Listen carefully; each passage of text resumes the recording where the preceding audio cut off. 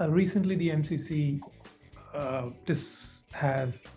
said that effective from October 1, they're going to change the law governing wides because the way the batters are moving across. Yep. Now, I was asking a few players who have been at the receiving end, like Yuzvendra Chahal, who in one of the matches got called for a wide, which he felt was not wide when he saw the replay.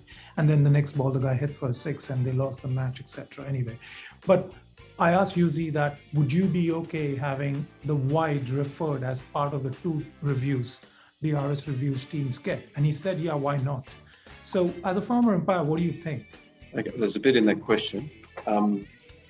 So first of all, as you may or may not know, I do sit on the Laws MCC subcommittee, so I've got a fairly good idea of how we got to this point of broadening the wide law as opposed to the playing conditions. So it's important for your readers and people to know that the law of cricket is the foundation, and then if there's a playing condition, that would replace the law. And then quite often what happens in a competition with a board is they may provide an interpretation around how they want that to be applied. So there's a number of different layers there, so I don't want to try and complicate that too much. But to your first point about the law itself, we've tried to give more latitude back to the bowler and a bit more clarity for the umpire about moving of stance and to provide a bit more latitude for the bowler not to be called a wide if the batter's going to move their stance while the bowler's running up, and where do I bowl the ball, and I don't want to be called for a wide if the batsman moves and tries to make it a wide, if that makes sense. Yeah. So there's that aspect. In relationship to the IPL stuff, I don't know what the IPL are doing. I haven't watched the IPL in that way. I'm across some of the debate and some of the issues around the use of technology with the waste high fall tosses and wides. Look, my view on this really hasn't changed a lot. That I always get concerned when I see umpiring skill and judgement continually under pressure from technology. And people think that the way to solve the odd grey area is to replace it with technology. I continue to see the skill and judgment of an umpire taken away from them with technology. Look, you progress like a player through the pathway because you're good at what you do and you make the fewest amounts of mistakes. I'm really conscious around trying to turn the art of officiating into a science and seek perfection, whatever that looks like with decision making. So with wides, for example, and here we're going to potentially, according to you or according to the player or the debate, take a wide call and throw that back to the third umpire for them to judge on something that might be marginal. And where do you then draw the line as to what a wide is? Because with wides, for example, you've still got this opinion around either could the batsman have played a shot? Has the batsman brought the ball sufficiently within reach? And you're putting then a lot more stress and pressure around those definitions. Of course, if the ball has flicked the bat or the pad and an umpire's called a wide, that's quite clear. That's quite clearly an error. I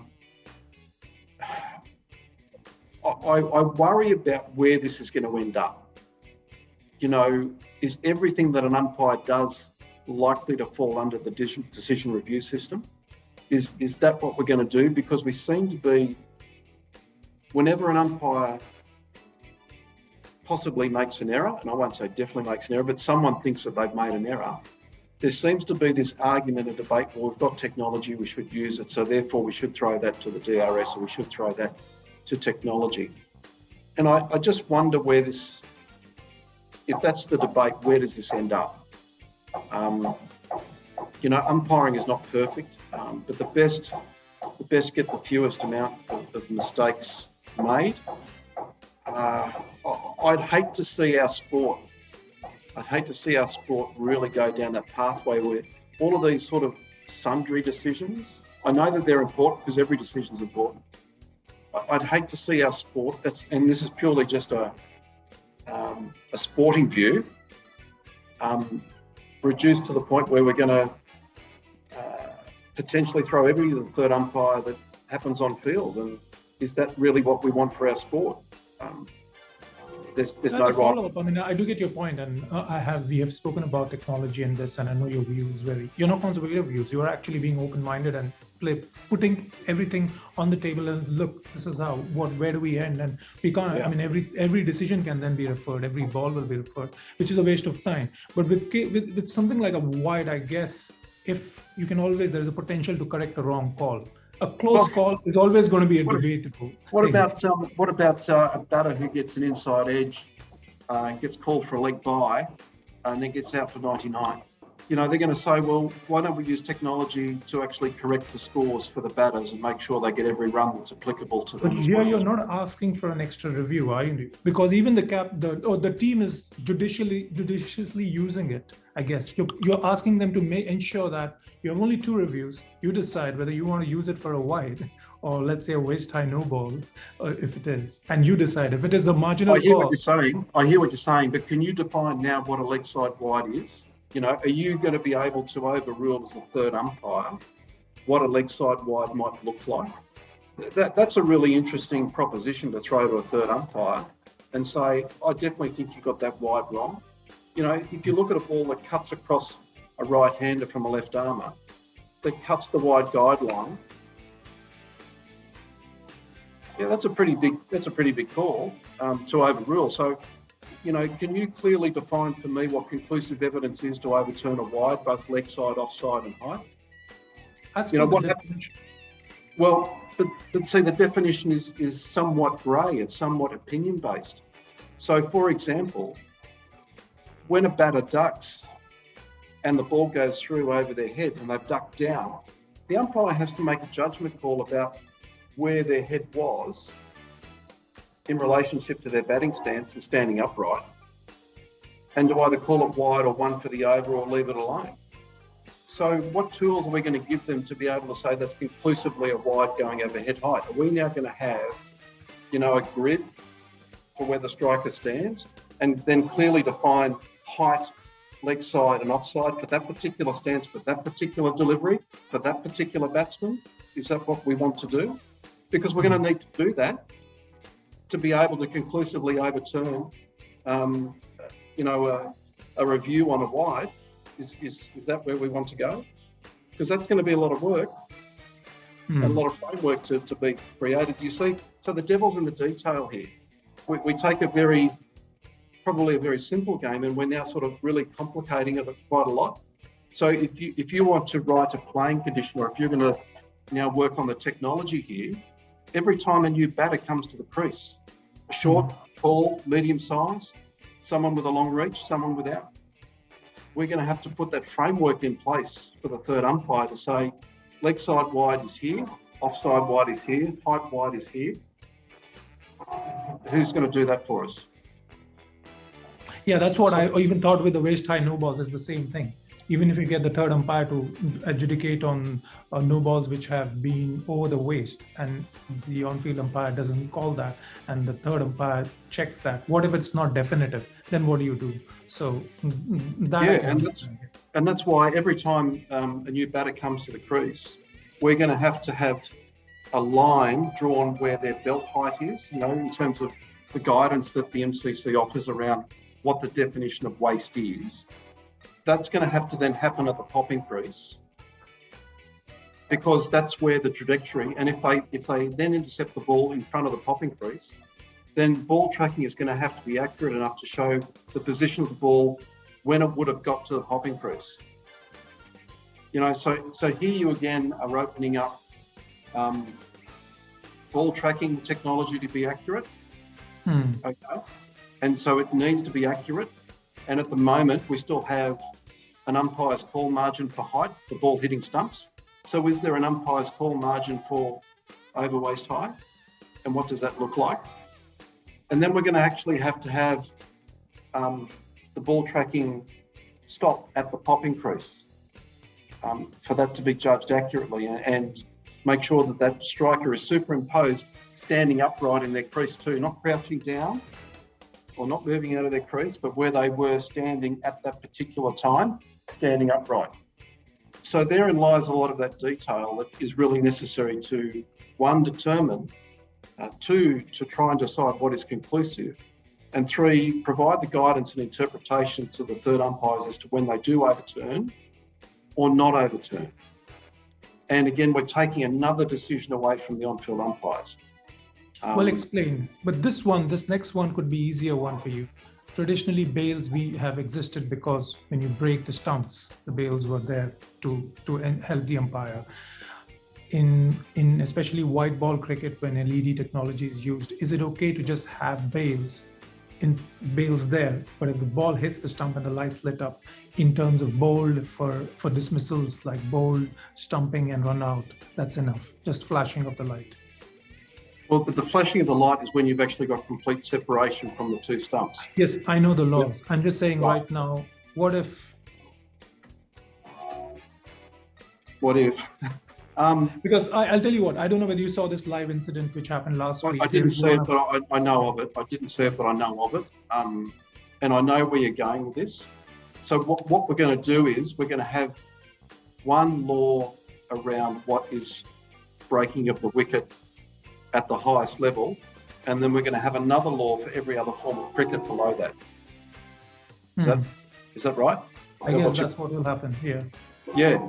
And is the game comfortable with that? So why is it a bowler actually has to hit the stumps to get the bails off in every other form of the cricket except for what we see on TV? And that might be confusing for a lot of people. And what happens if, for example, I'm just thinking in pathway cricket, so let's say first class cricket, where you don't have lights and bails and stumps. So keeper takes the ball, brushes their gloves through the stumps, the bails disturb, but they don't come off. The batter's well and truly out of their ground. By the time they then get the ball back and say, oh, we haven't taken the bails off, and then I take it back through, the batter's in. And then the keeper says, but hang on that first go through, I actually touched the stumps with my gloves to run them out. So why aren't you giving that out? And so all of a sudden, the umpire is conflicted because the glove with the ball in hand had touched the stumps, but the bails hadn't come off. They might have been disturbed, but they hadn't come off. So therefore, you're actually making the decision of run-outs and all those other sorts of dismissals more difficult for the umpire. And so you might solve one problem at the highest level by having the lights go off, but you're creating a whole set of new problems for every other game of cricket around what is breaking of the wicket and putting the wicket down. So when you look at these things in isolation, they might seem okay, but you create a myriad of discrepancies and disparities and problems for the game in all sorts of other ways. What about role of specialist TV umpires? I've been advocating that since 2014. For once, Simon Taufel agrees. Yeah, look, I think it's the hardest role in the team, and I think just because you're a good on-field umpire doesn't make you competent in the third umpire's box. I think I've gone on record before saying that, the two biggest skills that a third umpire requires are composure and communication. And that doesn't come naturally to a lot of umpires in that role. And to be able to juggle the role of the technology and communicate effectively, being clear and concise with an on-field umpire, a match referee, a technician, and a broadcaster director is extremely difficult. And even having gone through this fair break tournament here in Dubai, where I've got umpires who are doing it for the first time, it's a massive jump. And I believe that if we actually had specialist third umpires, we could become a lot more efficient. We could become a lot more accurate in the way that we use technology, because the skill of the third umpire would allow for that. Why do I say that? It's because when we set up the protocol, and I was part of setting up the protocol for third umpires, we set up the protocol for the lowest common denominator. So when we have an LBW, we go obviously front foot, no ball check. Then we go for ball pitching. And then we go for, did it hit the bat? And then we go for the point of impact. And then we go for, was it hitting the stumps? Now, it may well be that the only issue of contention is, did it pitch in line or outside leg stump?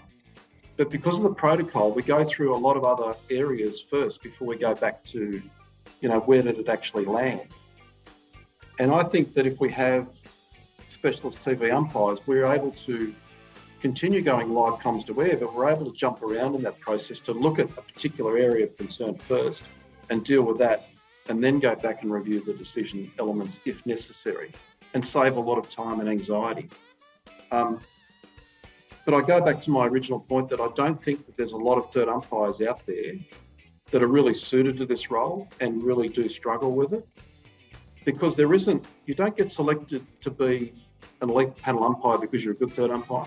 You don't get selected to be a first-class umpire because you're a good third umpire.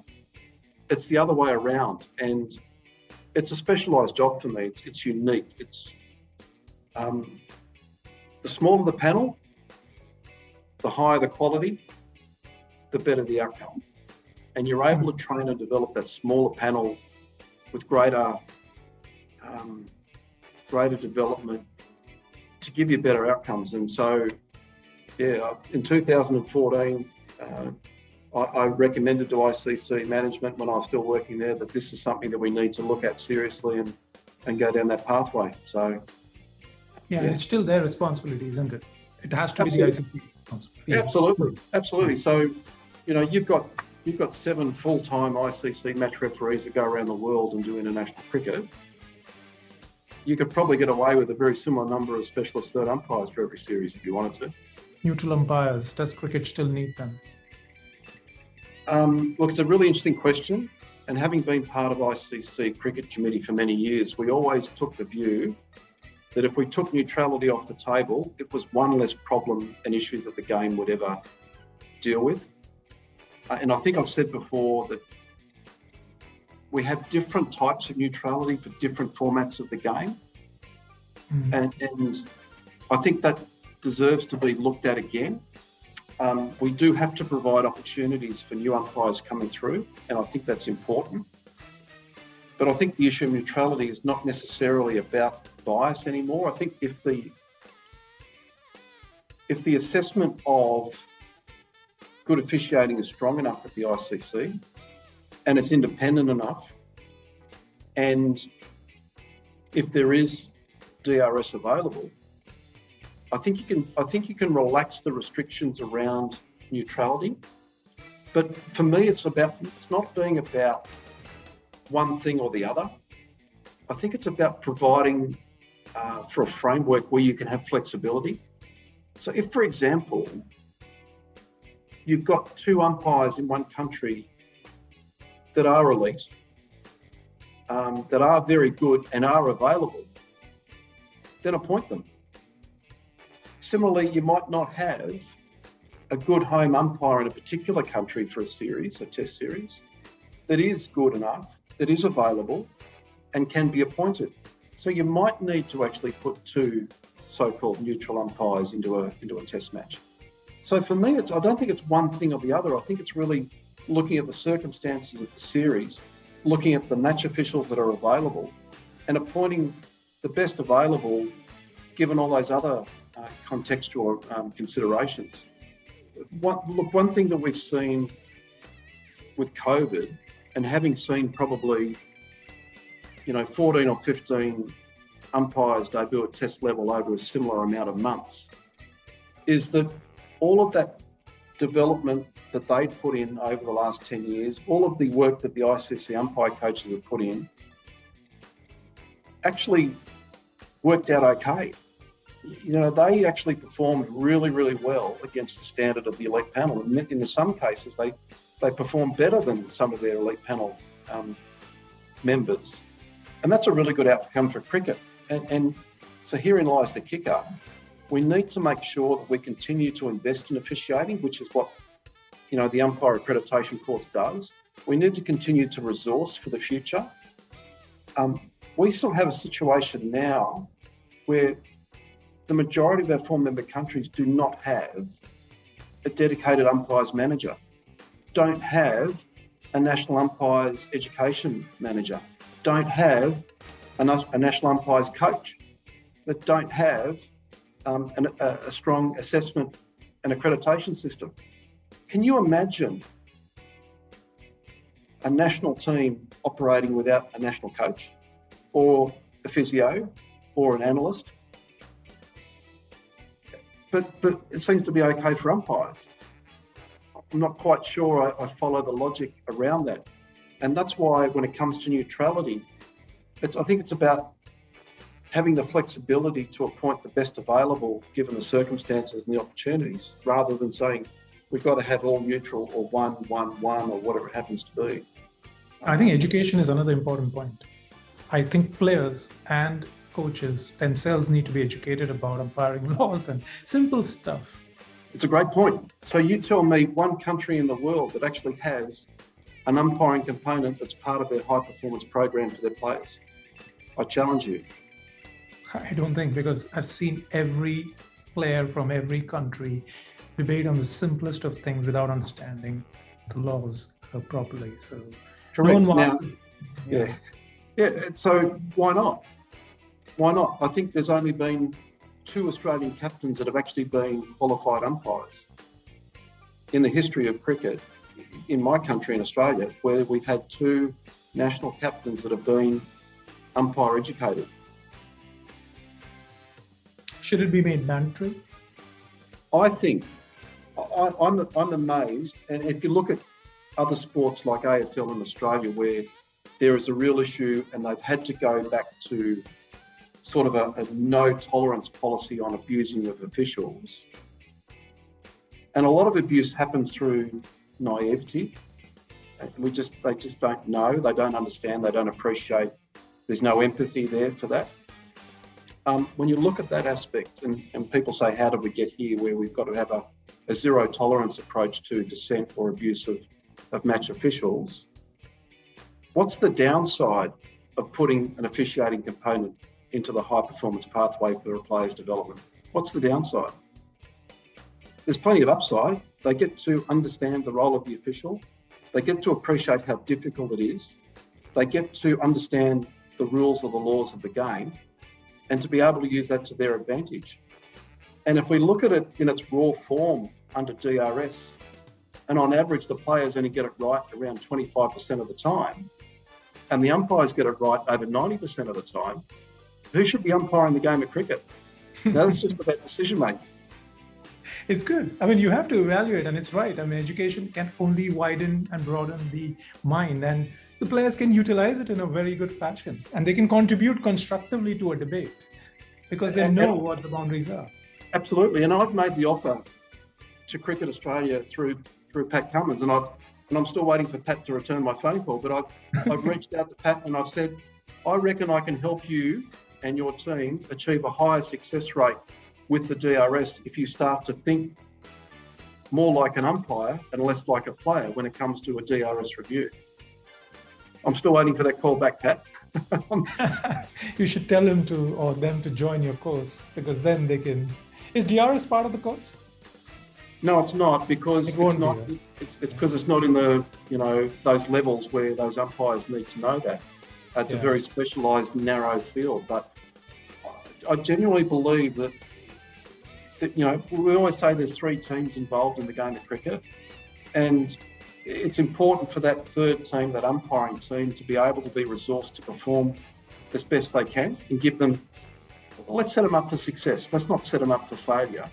Let's set them up for success. For the last 2 seasons in Australia, I've been part of the Channel 7 broadcast for test matches. And they've been able to bring me in to be able to explain why or how do we get here.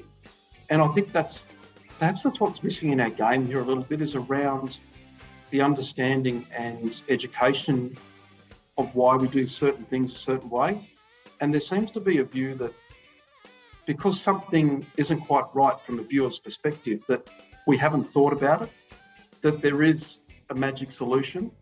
And I'd really like the viewers and your readers to understand that we don't just make stuff up for the sake of making it up. We actually do think it through, and our game is not perfect. So there's a lot of stuff in our game that just doesn't have a perfect solution.